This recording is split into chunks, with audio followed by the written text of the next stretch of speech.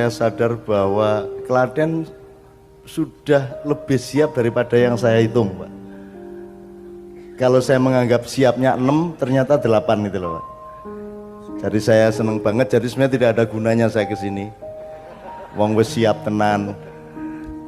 Apalagi gini, seperti beliau tadi bilang, gempa sama Merapi jauh berbeda efeknya dan antisipasinya. Jadi misalnya kalau di Merapi itu di samping sekolah bencana itu disiapkan untuk setiap orang itu tas bencana, tas siaga bencana. Jadi selalu sudah itu sudah diisi permanen barang-barang yang terpenting kalau sewaktu-waktu harus mengungsi. Nah kalau gempa kan bukan ngungsi, Pak. Kalau gempa, kalau Merapi kan pelayon, Pak. Saya termasuk pelayon ubur-uburan karo wedhus gembel gitu ya. Tapi tetap lebih mudah dari sudut antisipasi instannya kalau gempa, karena kalau lahar itu tidak perlu ditakuti karena jalurnya jelas. Tapi kalau wedhus gembel lah kuwi dengan kecep kuwi sing kuwi medeni mergo kuwi kita harus sangat tahu sifat puncak Merapi itu kira-kira awane piye, angine piye. Ini sebentar lagi wus wedhus gembel. Nambah Marijan itu setelah sholat Isya itu beliau tidak menyangka akan secepat itu muncul wedhus gembel. Ketika beliau pulang ke rumah dari masjid, mlebu pawon seperti kebiasaannya golek kendi. Pas beliau minum kendi, krungu Mbah Marijan krungu gruduk-gruduk, ah iki wedhus gembel. Ning nek ndelok bantere suarane iki aku wis ora mungkin menghindar.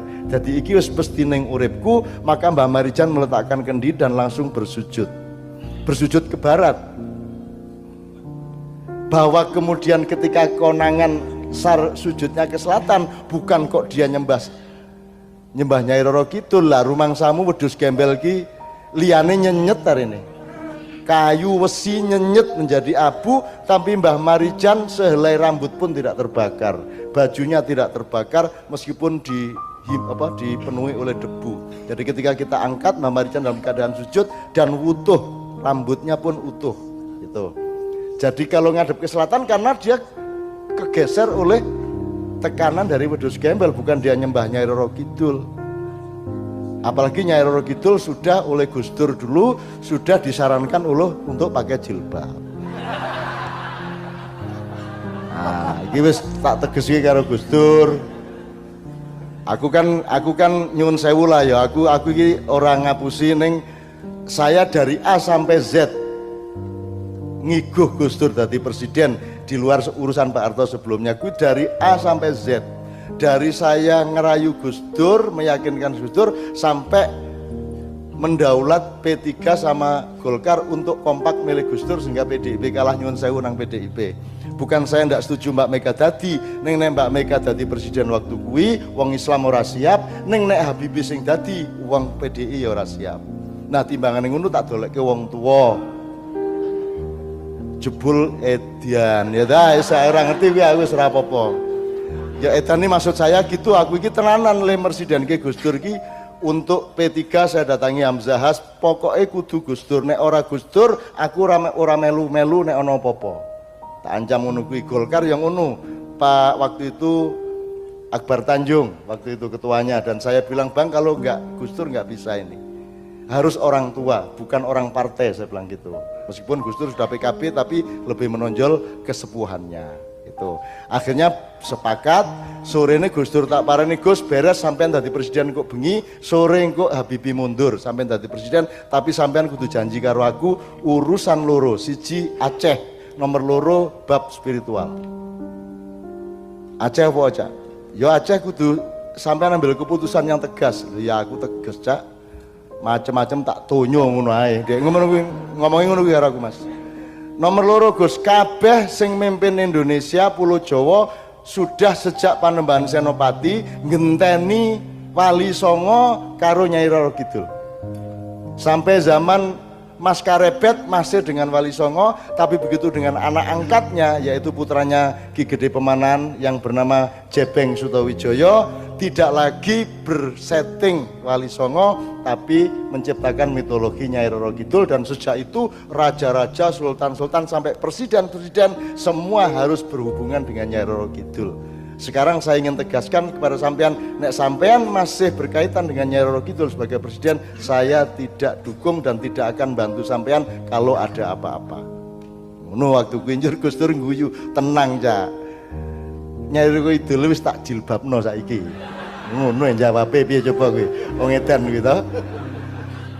Aku iki rumangsang iki rada pinter. Ning ora tau lho mbayangke Nyai Roro Kidul jilbaban iki ora tau aku. Astagfirullah, no wong kok cerdas men ki lho. Gus Dur gitu ya. Nah, jadi Bapak-bapak sekalian, ini tadi semuanya kita omongkan supaya kita benar-benar waspada, benar-benar lah wong Indonesia iki nek wis arep ujian lagi gedabikan, ku nek wis ana gempa lagi gedabikan. Nah, beliau ini menyiapkan itu sejak PAUD wis kudu duwe kesadaran bencana. Sudah punya kesadaran sekolah siaga bencana. Dan saya sangat senang sekali kenyataan ini, sehingga saya kira kelulusan Anda akan lebih tinggi kualitasnya insyaallah. Amin ya rabbal alamin. Mergo wis kadung karo Gus Dur iki mau ngomong ya.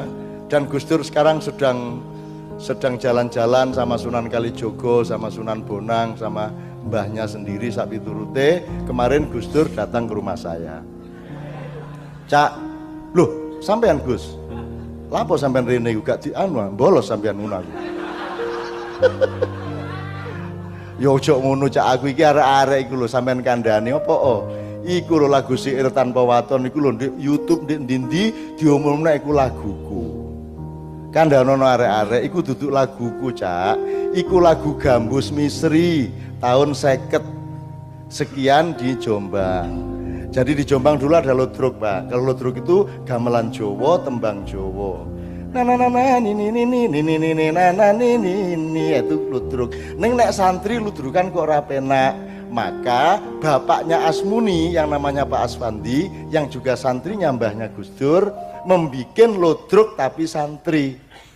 Lagunya bukan lagu Jawa tapi lagu Melayu, India atau Arab. Lakonnya juga bukan Kebo Marjuat, bukan Sawung Galing, tapi Hasan Hussein atau lakon-lakon dari sejarah Islam. Nah, kalau Ludruk itu awalnya ngeremo dan lagunya kayak tadi itu, kalau Gambus Misri, bikinan bapaknya Asmuni ini, awal lagunya itu selamat datang kami ucapkan pada hadirin sekalian. Ngono lho Mas. Aku lagu Gambus Misri. Saiki ndek YouTube jarine laguku. Aku lak gak enak cak karo mbahku. Ngono. Sampeyan kandhani arek-arek, "Oh tenang Gus, tak kandhanane arek-arek." Ngono. Wong Habib saya iki wis mbawakan kuwi ya ngono. Dadi tak kandhanane cek Al-Fatihah gak nang sampean, tapi sapa Gus sing gawe? Lho lagune iku lagu Melayu lama. Nek siire ngawiti ingsun kuwi sing gawe Yai Sahlan Loriril Krian Sidoarjo Jawa Timur. Dadi Al-Fatihah nang Yai Sahlan. Iki aku meng anu ya ngene iki sejarahe supaya ora apa-apa jane diaku-aku ya ora apa-apa ning luwih apik nek awake dhewe tepat menghargai orang-orang yang memang berjasa. Lah saiki ayo bareng-bareng ini para santrinya Bibseh mbok maju. Ayo rek.